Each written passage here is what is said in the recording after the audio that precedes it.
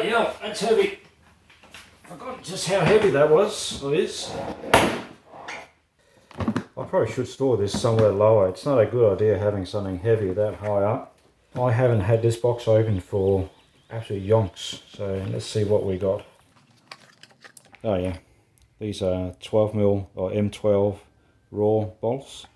So I've kept this box, so there's got to be at least a couple in there.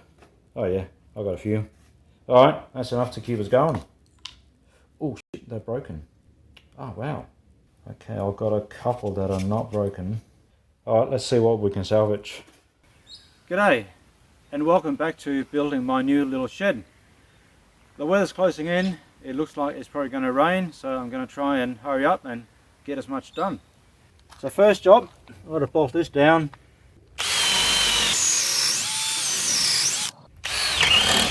That's it, we're through.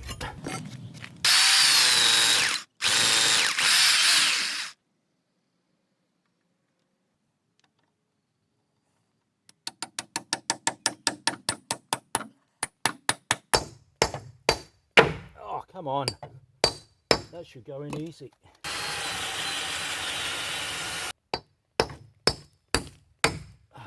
Oh shit! I blew out the side of the freaking concrete. Well, that's a bit annoying. I'll have to fix that up. These tubes are so old. What's supposed to happen is once you crack them and spin the raw bolt around, the chemicals and the glue is supposed to go up around the bolt. They just didn't.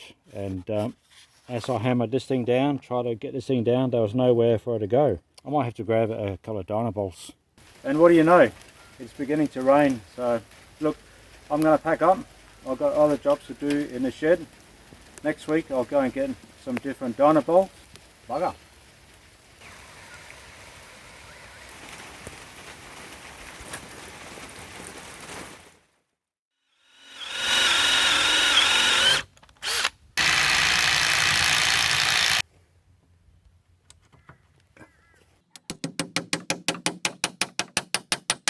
That's it.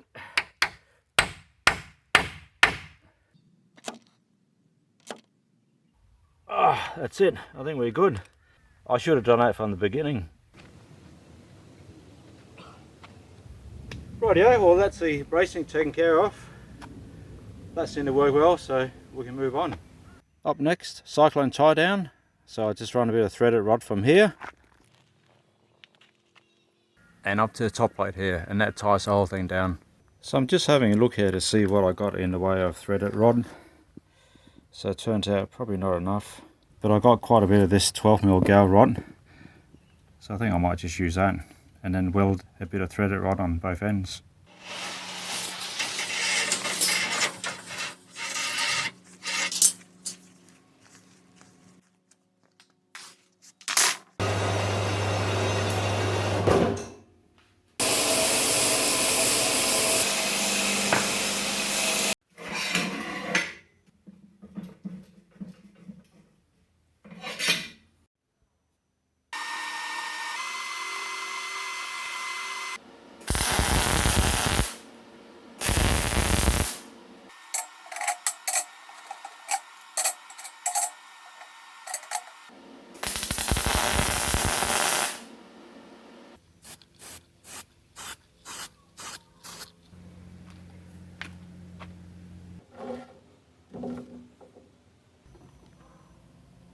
So to connect these two together, I'll just use these coupling nuts.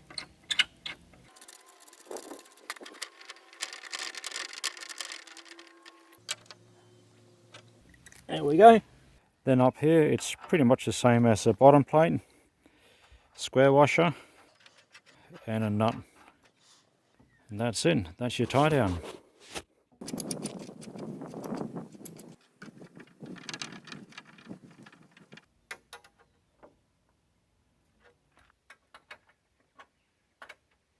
Rightio, before I get started on the roof, I should probably explain why I chose to frame this up in hardwood. It would have been a lot cheaper, easier and quicker to have used pine, and that's because we are in a bushfire hazard zone. So if I'd used pine, I would have had to fully clad it, fully enclose the pine, and that was never the plan. I wanted this to stay fairly simple, almost agricultural, so that's why I went with the hardwood. Also, I did look into just buying a basic garden shed, and really this thing really isn't much bigger than a garden shed, but it was near impossible to buy an off-the-shelf garden shed that had the same length and depth as this. Not to mention, I need the front to be fully open so I can get stuff in and out of here, and it was virtually impossible to source a garden shed that would fulfill those requirements. Let's have a look at the roof. Just looking at the roof trim here, which is screwed to the barge and fascia boards. It's a bit of 50 by 25 or 2 by 1, and its sole purpose really is just to hide the roof sheets, nothing else.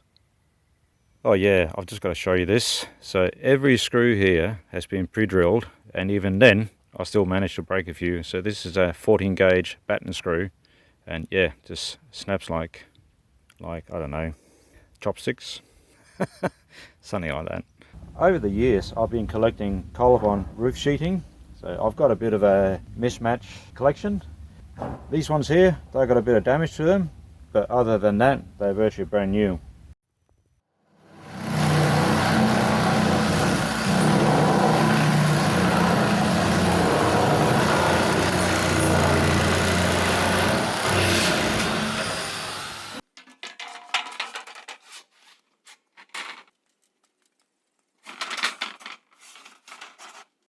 There you go, you can see how the roof sheets are concealed by the trim. Now normally I wouldn't be doing it like this. I would usually be using some flashing, but I haven't got enough to finish this job, and I have plenty of these hardwood battens, so that's why I've gone this way. So water will be able to get down there. Now it's not going to be a problem because it's just going to leak down through here and then down over the overhang, but the inside of the shed will remain dry.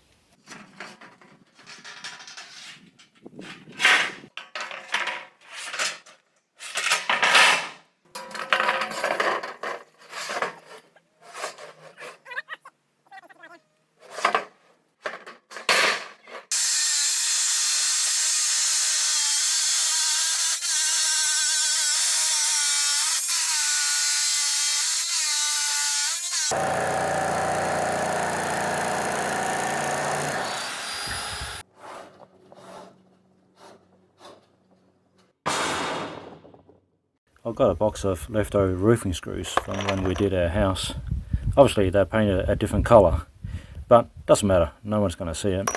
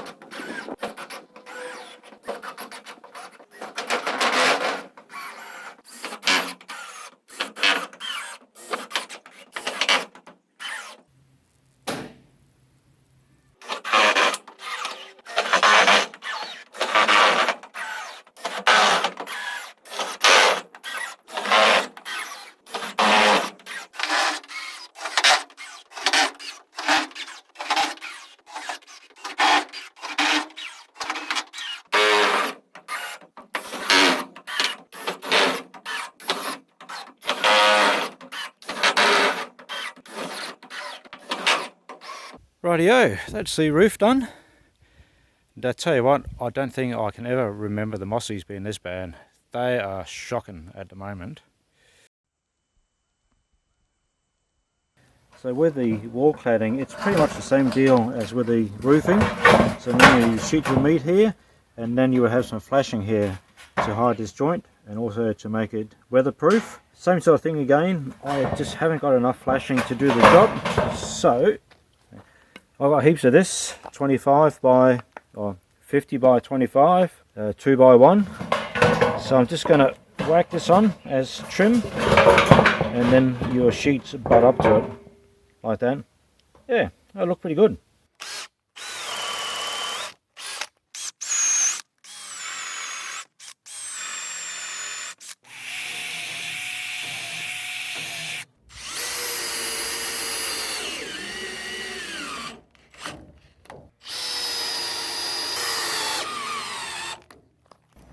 So that's the wall trim, so when I sheet the walls it gives me a nice edge to sheet up to.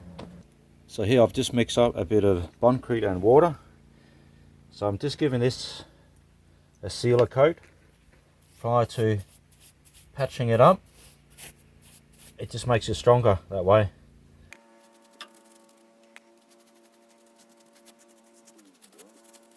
Here's my collection of roof sheets.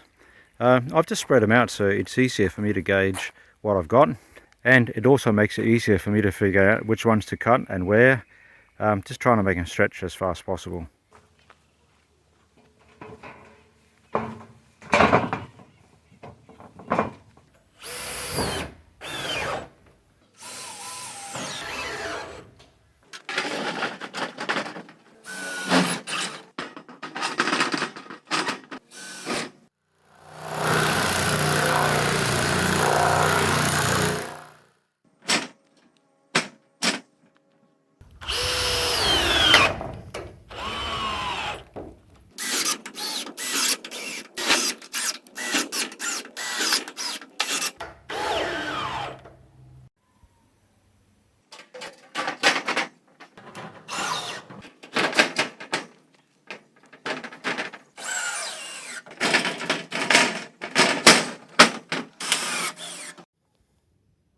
So it's 24 hours since I did the sealer coat, so I'm just going to give this a Bonc coat. Same sort of thing, it's a mix of concrete and water.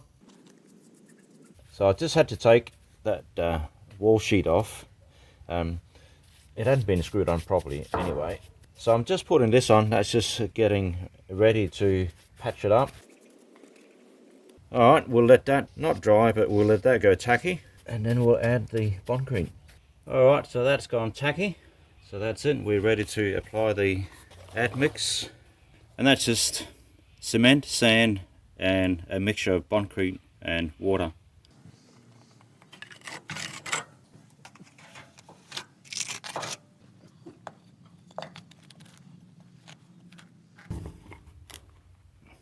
Alright, we'll leave that be for a little while.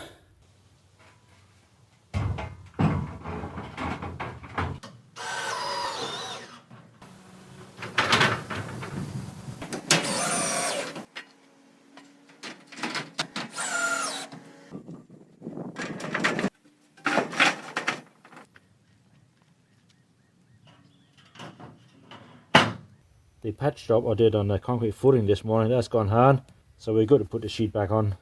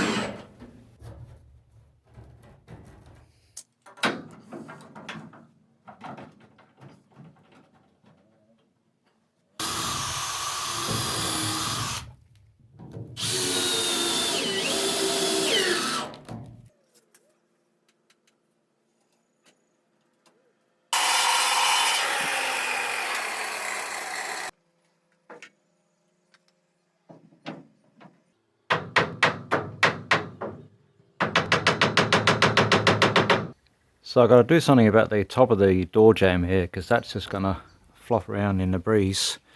Also, I didn't buy any timber for the space up here, the lintel or whatever you want to call it. So I'm just going to use what I got.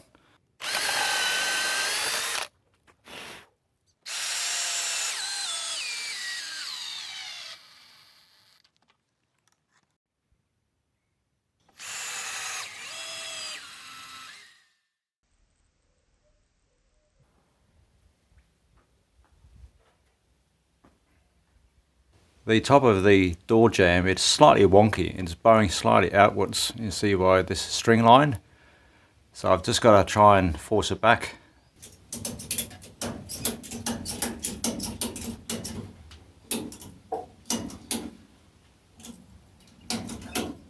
Beautiful.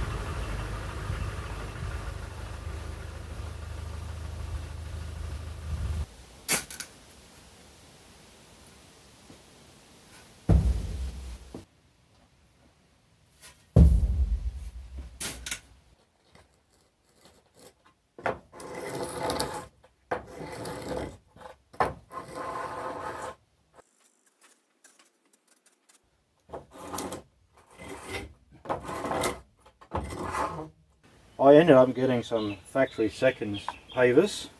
Yeah, even though they're factory seconds, they're still pretty good. So yeah, I got them pretty cheap, so just trying to keep costs down.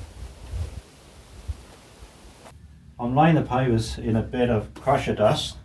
So it's been screeded, compacted, and then screeded again.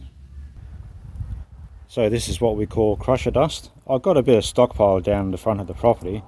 I use it for our driveway. So it's just crushed blue metal, which is a very hard rock, and it's a fantastic compactor.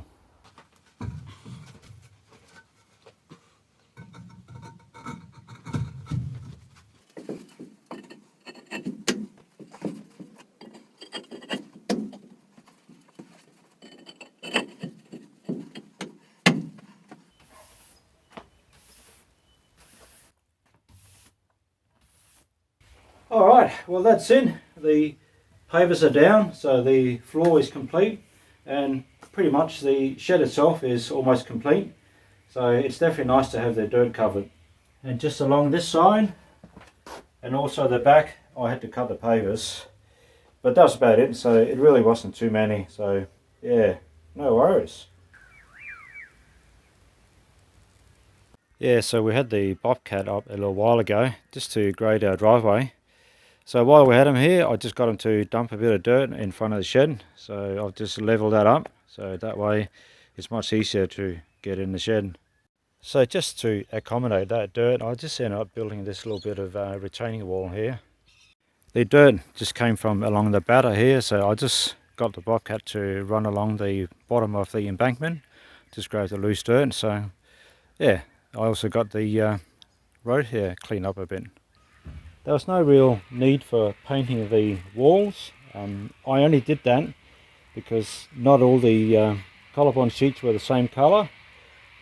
But it's also, I don't like bright colours. I really wanted this structure to blend in. And I think if you paint it a darker colour, I think it blends in much better.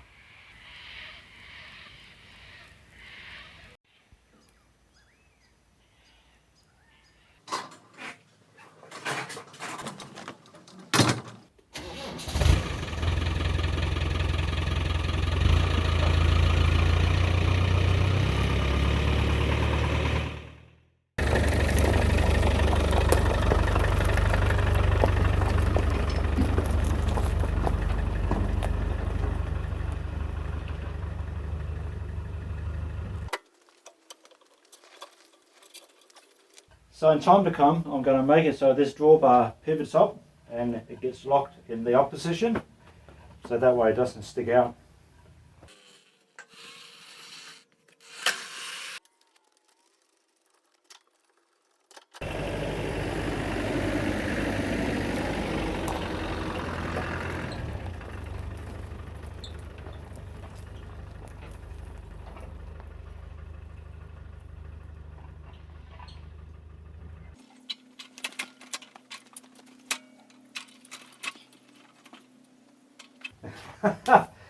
I tell you what, mate, I was getting a bit worried there. I was beginning to think it wasn't going to fit in. We still got a bed to go. Also, we've got a tiny bin at the back, so no, she's good. No worries. Wow, look at this. It all fits in. Bloody marvellous. And just imagine, all of this came out of my shed. Oh, about time too. I even managed to fit in the generator at the back there, you know, less is more. I end up throwing in a couple of rows of pavers, and that's just for the saw. So the saw's got fairly small wheels and it's not real easy to wheel around in the dirt. So now all I have to do is just wheel it out here, then cut the firewood, and when I'm done, just wheel it back in. Happy days.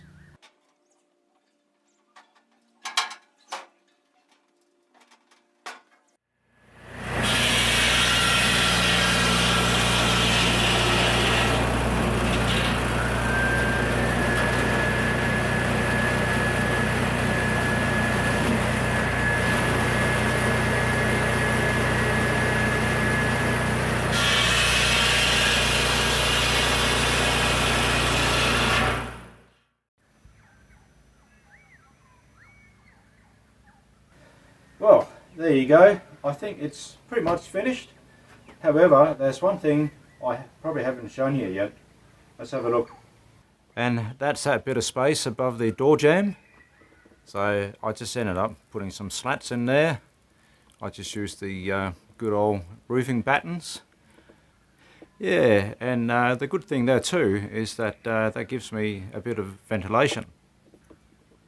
So that works in perfectly when you look at the open eaves. And then to keep the top of the door jamb straight, I just ended up fastening it to the roof with this thing here. Rightio, well I think that's probably it for this video. So the only thing still left to do are the barn doors. I haven't got the timber for those yet, but once I get it, it shouldn't take too long to do. Rightio, well, until then, see you later. Hope to see you again. Cheers. Thanks for watching.